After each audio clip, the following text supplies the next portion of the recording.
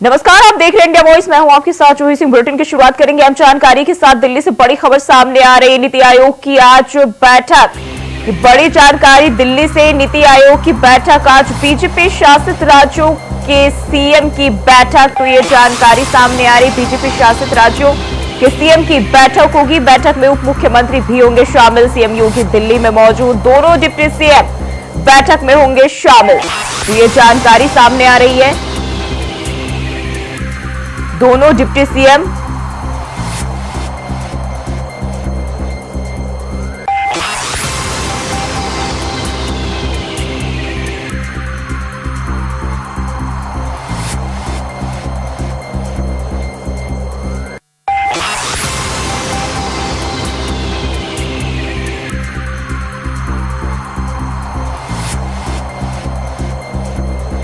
नीति आयोग की बैठक आज। बीजेपी शासित राज्यों के सीएम की बैठक होगी और इस दौरान बैठक में बात करें तो उप मुख्यमंत्री भी शामिल होंगे। सीएम योगी भी फिलहाल दिल्ली में मौजूद है। तो ये जानकारी सामने आ रही है। और लोकसभा चुनाव के बाद जब से परिणाम सामने आए हैं उसके बाद से बीजेपी के बीच हलचल देखी जा रही है और ऐसे में यह बैठक काफी अहम मानी जा रही है। सीएम योगी फिलहाल दिल्ली में मौजूद है और इस बैठक में उप मुख्यमंत्री भी शामिल होंगे। तो दोनों डिप्टी सीएम और मुख्यमंत्री इस बैठक में शामिल होंगे। तो ये जानकारी दिल्ली से सामने आ रही। नीति आयोग की अहम बैठक।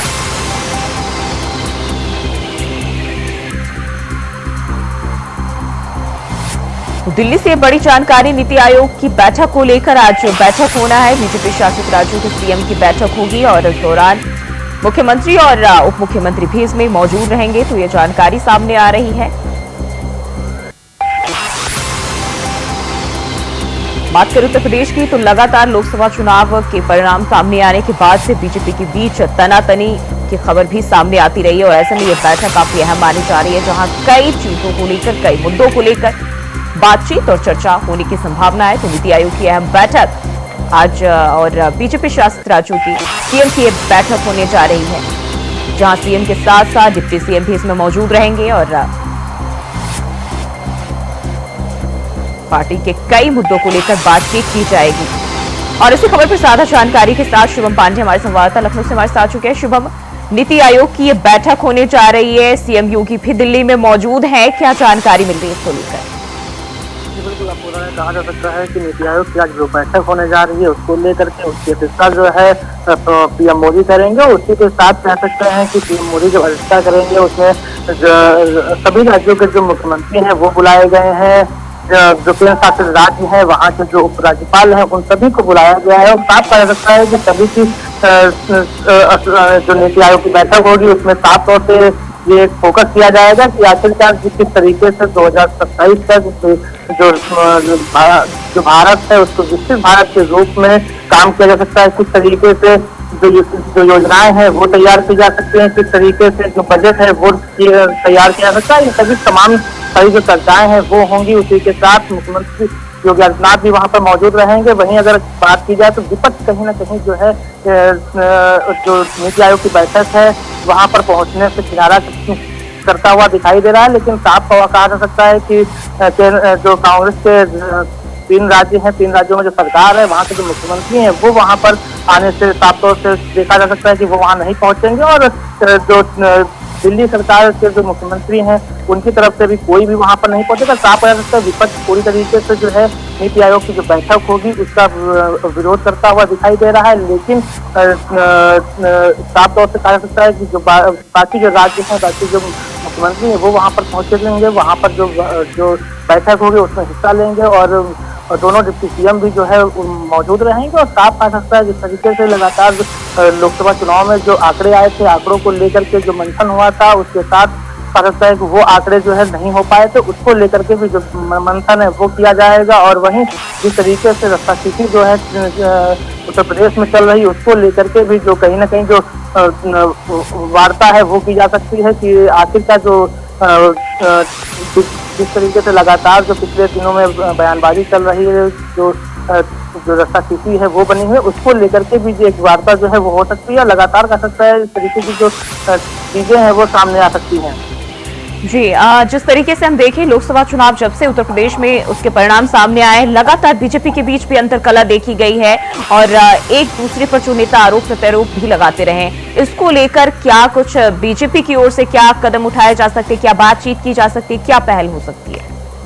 जी बिल्कुल, जिस तरीके से लगातार चुनाव के परिणाम रहे हैं, परिणाम को लेकर के जिस तरीके से रस्साकशी चल रही थी उसको लेकर के अब देखना ही होगा किस तरीके की जो रणनीति है वो बनाई जाती है, क्योंकि उपचुनाव को लेकर के जो समन्वय है वो किस तरीके से बिठाया जाता है और किस तरीके से बीजेपी जो है अपनी जो बढ़त थी उसको बरकरार रख पाती है। और लगातार कह सकता है जिस तरीके से उत्तर प्रदेश में बयानबाजी हो रही है, जिस तरीके से लगातार जो विरोध है वो देखा जा रहा है, लगातार वहीं साफ कह सकता है कि जब जो है गुरुवार को मुख्यमंत्री योगी आदित्यनाथ जो है बैठक कर रहे थे अपने जनप्रतिनिधियों के साथ, मंत्रियों के साथ में, वहां पर केशव प्रसाद मौर्य जो है वो नहीं पहुंचे थे। उन्होंने बाकायदा जो है किनारा किया था और साफ वहीं जो है मुख्यमंत्री आवास के बगल में उनका आवास है, वहां पर वो कई मंत्रियों से मिलते हुए दिखाई दिए थे। लगातार कह सकता है कि उत्तर प्रदेश में जो खींचातान है वो मची हुई है, लेकिन साफ कह सकते हैं जब नीति आयोग की आज बैठक हो रही है उसमें मुख्यमंत्री योगी आदित्यनाथ जो है वो दिल्ली पहुंच चुके हैं और जो दोनों डिप्टी सीएम है वो भी जो है पहुंचे हुए हैं। और लगातार कह सकता है अब जब नीति आयोग की बैठक होगी उसमें देखना होगा किस तरीके की जो चीजें हैं वो होती हैं, किस तरीके की जो वार्ता है वो होती है, किस तरीके की जो बैठक है वो हो पाती है। जी शुभम, बहुत बहुत शुक्रिया जानकारी साझा करने के लिए। और वहीं अयोध्या के मिल्कीपुर विधानसभा उपचुनाव की तैयारी को लेकर बीजेपी ने तैयारी शुरू कर दी है। बीजेपी में बैठकों का दौर भी जारी और इसी कड़ी में प्रदेश सरकार के 4 मंत्री अयोध्या पहुंचे। कृषि मंत्री सूर्य प्रताप शाही, संसदीय कार्य मंत्री मयंकेश्वर शरण सिंह, खाद्य मंत्री सतीश शर्मा और खेल मंत्री गिरीश यादव अयोध्या पहुंचे। इस दौरान पूर्व सांसद लल्लू सिंह से चारों मंत्रियों ने मुलाकात की और इस दौरान कृषि मंत्री सूर्य प्रताप शाही ने बीजेपी की हार पर कहा कि विपक्ष ने संविधान बदलने की बात गलत अफवाह फैलाई और जनता को गुमराह किया। साथ ही कांग्रेस को घेरते हुए उन्होंने कहा कि इन लोगों ने झूठ फरेब से जनता को गुमराह कर वोट लिया है, उसके बाद भी 100 सीट पार नहीं कर सके।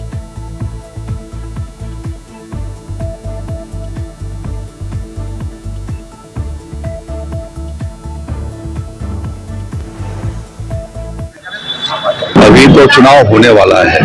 हम आज व्यक्तिगत रूप से यहाँ के जो हमारे लोकसभा के प्रत्याशी रहे निवर्तमान सांसद आदरणीय लल्लू सिंह हमारे बहुत पुराने मित्र हैं और हम लोगों ने साथ साथ विद्यार्थी परिषद से लेकर के हमारे पास काम किया है। हम उनसे मिलने आए थे, थोड़ा यहाँ की स्थिति के बारे में चर्चा करते हैं। देखिए, अयोध्या की हार दुखद है और यह एक आघात लगा है और जो हमारी कमियां रही हैं उसको ठीक करने का प्रयास कर रहे हैं। अब जो तथ्य आएंगे वो हम आपको उजागर नहीं कर सकते, हम अपनी आंतरिक मीमांसा की बात है, हम उसको ठीक। उन्होंने पूरी तरह से लोगों को गुमराह किया, यूपीए ने गुमराह किया, ये संविधान बदलने की उन्होंने बात किया। मैं और मेरे मित्र माननीय लल्लू सिंह जी 1975 में हम लोगों ने कितना इमरजेंसी को भोगा, किस तरीके से पूरे देश को उन्होंने कारागार में परिवर्तित कर दिया था। और मेरे पिताजी, मेरे चाचा, मैं एक परिवार के 3 लोगों को रासुका और इसमें यार के भीतर डाल करके और एक घरों को तबाह करने किया वह देश कभी माफ नहीं कर सकता।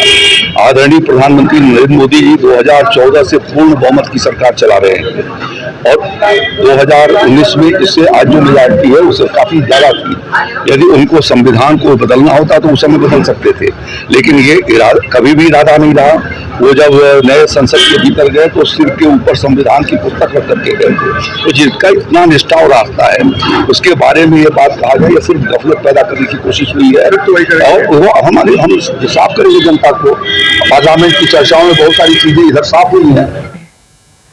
और इसी खबर पर ज्यादा जानकारी के साथ विनय मिश्रा हमारे संवाददाता अयोध्या से हमारे साथ जुड़ गए। विनय, बीजेपी के बीच जो मंथन का दौर जारी है ये सब इससे वाकिफ है। वहीं अब अगर बात करें तो मंत्री जो है लगातार कांग्रेस को घेर रहे हैं और कह रहे हैं कि ये झूठ फरेब से जो है जनता को गुमराह किया और तब जाकर वोट हासिल की है।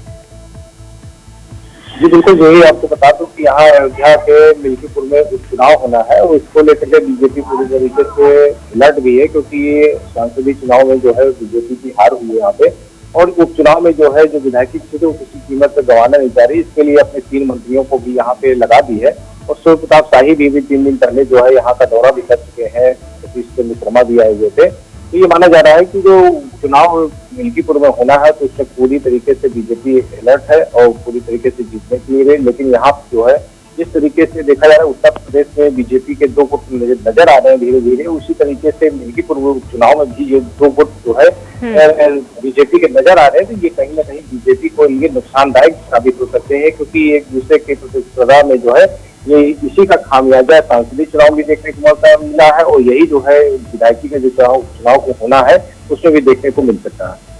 जी, जिस तरीके से हम देखें लोकसभा चुनाव में बीजेपी खास प्रदर्शन नहीं कर पाई, लेकिन जिन 10 सीटों पर जो उपचुनाव होने और जो मंत्रियों के बयान सामने आ रहे हैं उसके तहत क्या आपको क्या लगता है किस तरह के परिणाम सामने आएंगे, क्योंकि अयोध्या कहीं ना कहीं बीजेपी के लिए काफी महत्वपूर्ण रही है। जी बिल्कुल, आपको बता दूं कि मंत्रियों के जो बयान आ रहे हैं और इस समय जो यूपी में जो है केशव प्रसाद मौर्य और योगी आदित्यनाथ मुख्यमंत्री को लेकर के चल रहा है, उसका भी प्रभाव यहाँ पे चुनाव में देखने को मिलेगा। और आज नीति समिति की बैठक भी है और यहाँ पे जो सबसे बड़ा मुद्दा बन रहा है विपक्ष द्वारा जो है संविधान को लेकर के जो संसदीय के में देखा ही गया है, वो उसी को लेकर के यहाँ पे भी ले रहा है कि यहाँ पे भी संविधान को लेकर के जो है पूरा मुद्दा बनाए हुए है और बेरोजगारी का भी मुद्दा बनाए हुए है। युवाओं को तो इस तरीके से माना जा रहा है जो विपक्ष का जो मुद्दा है कि बेरोजगारी को लेकर के, तो यहाँ पे वो भी लोगों को जन जन तक की पहुंचा रही है और लोगों को अपने तरफ मोड़ने का भी काम कर रही है। जो दलित वर्ग का वोट था उसको भी अपने पाले में लाने के लिए जो पूरी तरीके से विपक्ष जोर तोड़ लगाए हुए है। लेकिन यहीं पर अगर बात की जाए मिल्कीपुर में उपचुनाव को लेकर के, तो योगी आदित्यनाथ ने जो अपने 3 मंत्रियों को वहां पे भेजा है और जन जन जो योजनाएं चल रही है उसको भी आम जन तक की पहुंचाने के लिए जो है निर्देशित किया है। विनय, हमने लोकसभा चुनाव के दौरान देखा था कि कई बीजेपी की हार जिस तरीके से मिली है उसमें कहीं ना कहीं कई सारे जो बीजेपी के नेता उनके बड़बोलेपन यानी कि उनके बयान जो है ये भी कहीं ना कहीं जिम्मेदार रहे हैं। तो क्या उपचुनाव में भी इसका असर देखा जा सकता है? जी बिल्कुल, यहाँ पे भी उसका असर देखा जा सकता है, क्योंकि संविधान को लेकर के जिस तरीके से सांसद जो है लल्लू सिंह ने बयान दिया था उसी को लेकर के जो है पूरी तरीके से बवाल भी मचा था। तो जो भी बीजेपी के नेता थे वो पूरी तरीके से कॉन्फिडेंस में थे कि चुनाव जीत लेंगे। तो वही जो है उपचुनाव भी देखने को मिल रहा है। यहाँ पे जो इस तरीके से बड़बोल यहाँ पे भी बोले जा रहे हैं, तमाम ऐसे नेता है जो ये कह रहे हैं कि जीत यहाँ पे पक्की है क्योंकि मंत्रियों ने डेरा डाल दिया है, किसी चीज आप हारेंगे नहीं। लेकिन यही ओवर कॉन्फिडेंस जो है बीजेपी को लेकर के डूब जाती है और हार का कारण का सबक बनती है। और विपक्ष जो है उसको पूरी तरीके से बनाने में यहाँ जुटा हुआ है। जो यहाँ मिल्कीपुर के तमाम ऐसी जन समस्या है उनको प्रमुख रूप से उठा रहा है, चाहे वो सड़कें हो चाहे स्वास्थ्य की व्यवस्था हो। तो इन्हीं सब मुद्दों को लेकर के जो विपक्ष जो जनता के बीच जा रही है और जो पक्ष के नेता की वो बड़बोल है तो उसको भी सोशल मीडिया वायरल करके जन जन तक की पहुंचा रही। तो ये कहीं ना कहीं जो है नुकसान जो है बीजेपी के लिए होगा। जी विनय, जो मंत्री हैं जिन्होंने यहाँ मंथन शुरू की और जो अपने बयान दिए उनमें साफ तौर पर वो ये कहते हुए दिखाई दे रहे हैं कि जनता को गुमराह कर वोट तो हासिल कर लिया, बावजूद इसके 100 सीट पार नहीं कर सके।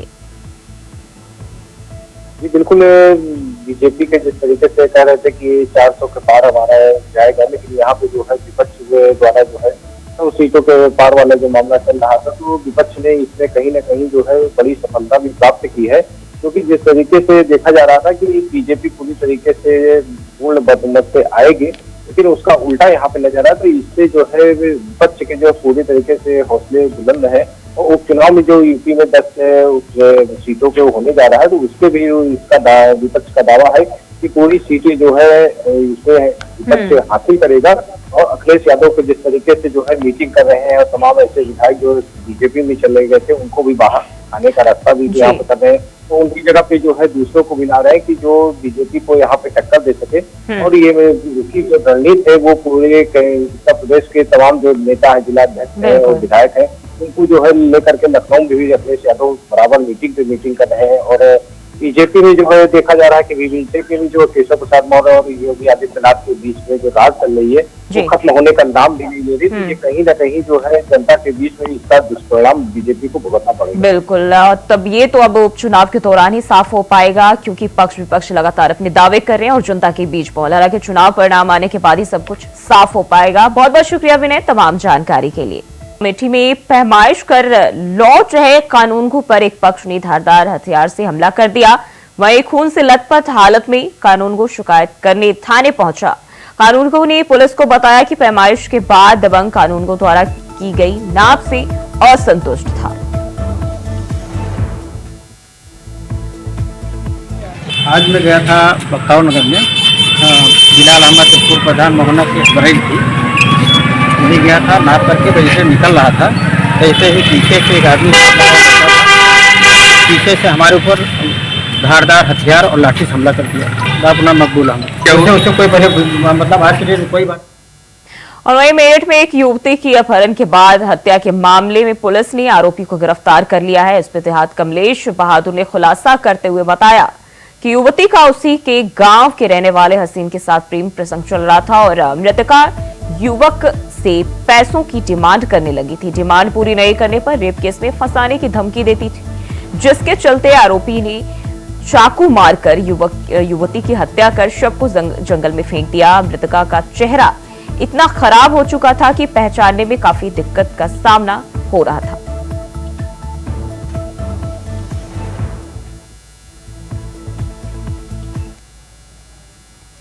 और वहीं अमेठी रोडवेज बस में एक युवक जहर खुरानी का शिकार हो गया, जिसके बाद बेहोश युवक को जगदीशपुर सीएचसी में भर्ती कराया गया, जहां उसका इलाज चल रहा है। वहीं युवक की अभी तक शिनाख्त नहीं हो पाई है। कोतवाली जगदीशपुर का मामला बताया जा रहा है।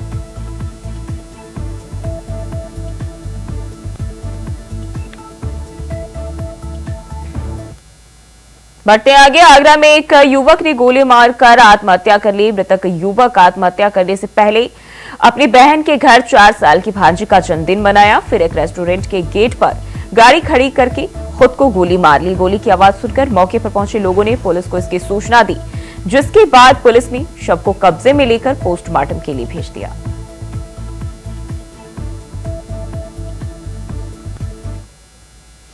और वहीं हमीरपुर में डीआईजी अजय कुमार ने मुख्यालय के सभी पुलिस विभागों का निरीक्षण किया। थाने के सभी प्रभारियों के साथ मीटिंग करके आवश्यक निर्देश दिए। डीआईजी अजय कुमार ने प्रेस कॉन्फ्रेंस करके बाढ़ की समस्या को लेकर भी चर्चा की।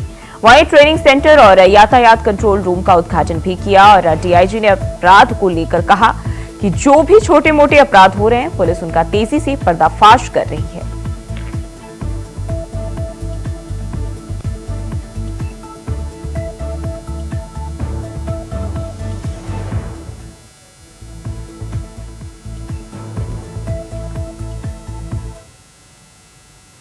और खबर गोंडा से है, जहां बाढ़ से बचाव को लेकर पीएससी और एसडीआरएफ की टीम ने मॉक ड्रिल के माध्यम से बाढ़ से बचाव और राहत कार्यों का अभ्यास किया। नदी में डूब रहे लोगों और उनके मवेशियों को पीएससी के जवानों द्वारा रेस्क्यू किया गया और उन्हें नदी से निकालकर उपचार और एम्बुलेंस से स्वास्थ्य कैंप भेजा गया।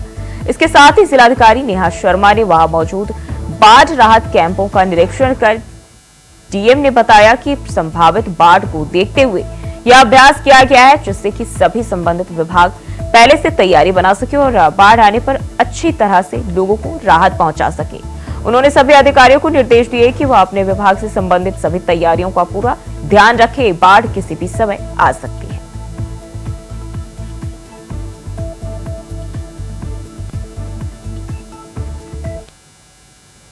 और रुक करते अगली खबर की ओर। हरदोई में दिन दहाड़े जेब कतरों ने बुजुर्ग की जेब से 75,000 रुपए निकाल लिए। बुजुर्ग अपनी पोतियों के खाते में पैसा जमा करने के लिए बैंक जा रहा था और इसी बीच 2 बाइक सवार लोग आते हैं और बुजुर्ग को गुमराह करके बाइक से बिठा लेते हैं। और बुजुर्ग ने बाइक से उतरकर जब अपनी जेब पर हाथ रखा तो उसके सारे रुपए गायब थे और वह जेब कटी देखकर दंग रह गया। बदहवास होकर सीधे कोतवाली पहुंचा और प्रभारी निरीक्षक राजदेव मिश्रा को सारी दास्तान सुनाई। सूचना पाकर क्षेत्राधिकारी अनुज कुमार मिश्रा, प्रभारी राजदेव मिश्र फोर्स बल के साथ आसपास के दुकानों और बैंकों के सीसीटीवी फुटेज खंगाल रहे हैं और बाइक सवार युवकों की पहचान की जा रही है।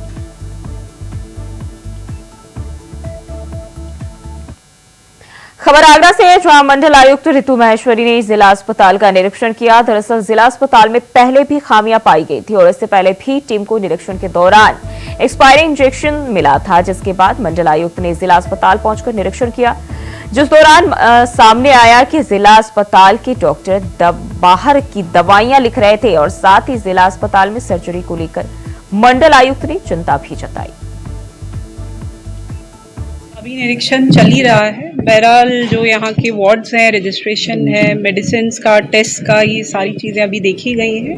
लगभग स्थिति संतोषजनक है। 2-3 चीज़ें जो इश्यूज़ लग रही हैं, एक तो बिल्डिंग बहुत पुरानी है और इसमें मेंटेनेंस का भी अभाव दिख रहा है और काफ़ी क्योंकि पुरानी हो चुकी है तो कहीं ना कहीं नई बिल्डिंग बनाने की आवश्यकता प्रतीत हो रही है। एक तो उसको देखना पड़ेगा। दूसरा, सर्जरीज़ बहुत कम हो रही हैं, यद्यपि सर्जन्स हैं लेकिन कुछ इश्यूज़ हैं उसमें, तो सर्जरीज़ को बढ़ाने की ज़रूरत है। तीसरा, कुछ मेडिसिन्स में भी जो हॉस्पिटल से नहीं मिल रही हैं लेकिन जन औषधि केंद्र के लिए प्रिस्क्राइब की जा रही हैं, उसको भी देखा जाएगा कि ज़्यादा से ज़्यादा मेडिसिन वही लिखी जाएँ जो हॉस्पिटल में हो। बाकी अभी स्टॉक्स वगैरह। और वाराणसी में खाकी को शर्मसार करने वाला मामला सामने आया है। अवैध वसूली की शिकायत पर वाराणसी जोन के एडीजी पीयूष मोडिया ने 3 पुलिसकर्मियों सहित 20 लोगों को गिरफ्तार किया है। गिरफ्तार लोगों के खिलाफ मुकदमा दर्ज कर कार्रवाई की जा रही है। वहीं मामले को लेकर एडीजी पीयूष मोडिया ने कहा कि अवैध वसूली की शिकायत पर छापा मारा गया। पशु और बालू तस्करों से अवैध वसूली हो रही थी और इस कार्रवाई में पुलिसकर्मियों सहित अन्य लोगों के खिलाफ जांच चल रही है।